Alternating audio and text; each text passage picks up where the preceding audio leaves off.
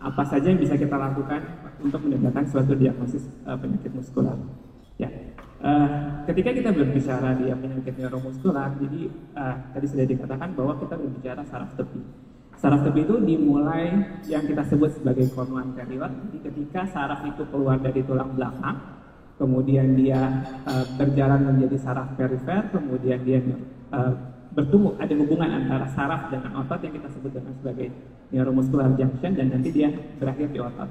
Ketika ada kelainan di salah satu dari bagian-bagian ini, maka tadi akan muncul gejala-gejala yang sudah dijelaskan oleh Dr. Ari. Gitu.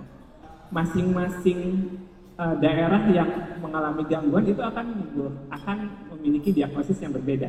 Sebagai contohnya, ketika kita berbicara gangguan yang dari motor neuron, paling sering adalah mungkin amyotrophic lateral sclerosis atau mungkin spinal muscular atrophy, ini adalah yang paling sering.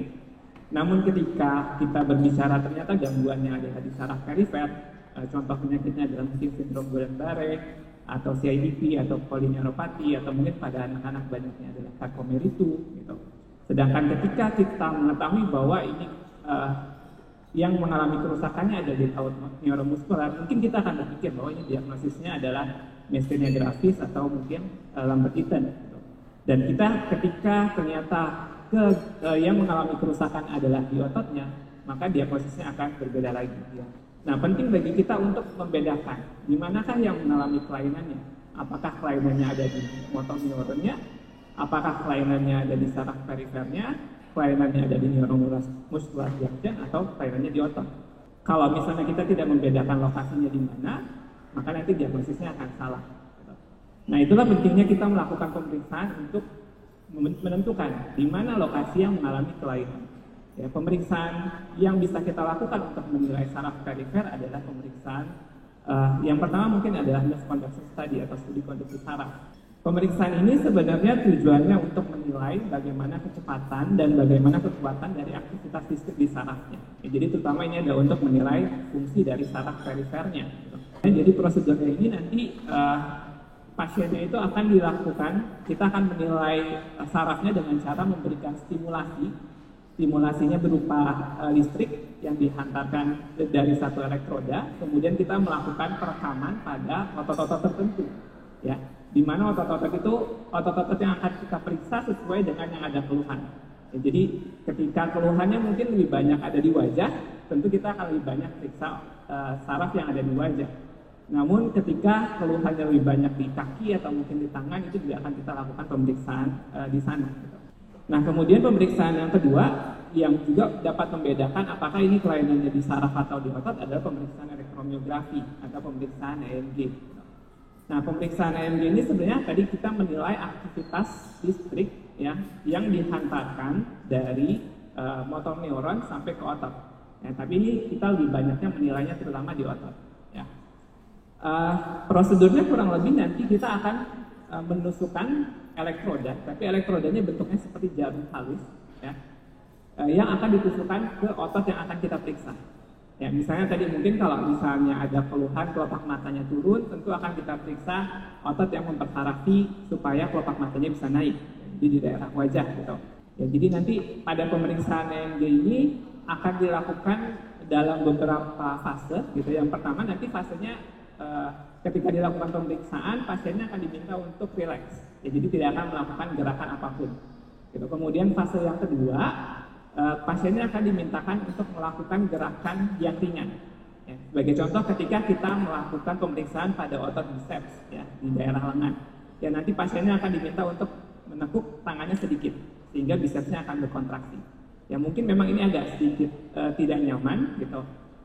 Tapi ini sebenarnya tidak menyakitkan, hanya berdasar tidak nyaman seperti kita mungkin bapak-bapak atau ibu pernah divaksinasi, ya kurang lebih rasanya seperti itu, karena jarum yang kita pakai itu kurang lebih ukurannya seperti jarum untuk vaksinasi, akan bahkan lebih kecil lagi sebenarnya.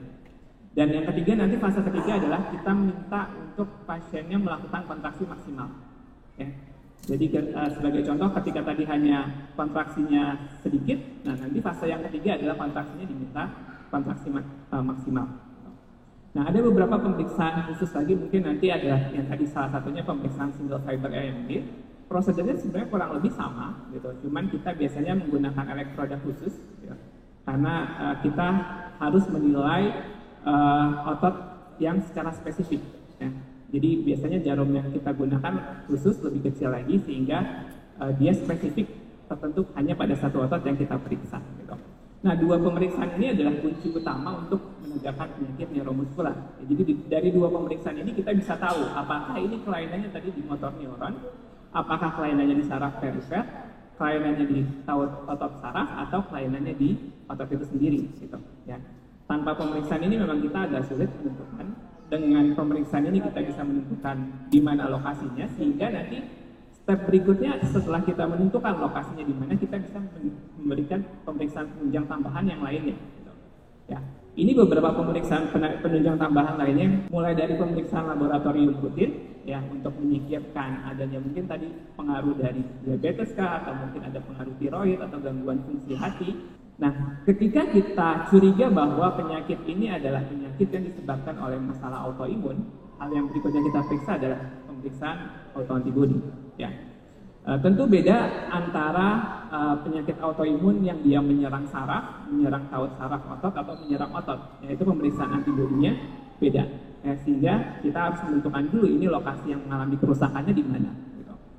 Pemeriksaan lain adalah pemeriksaan radiologi. Ya, tadi insya Allah juga di sini kita sudah cukup ada, mulai dari pemeriksaan MRI yang sering kita gunakan maupun pemeriksaan USG.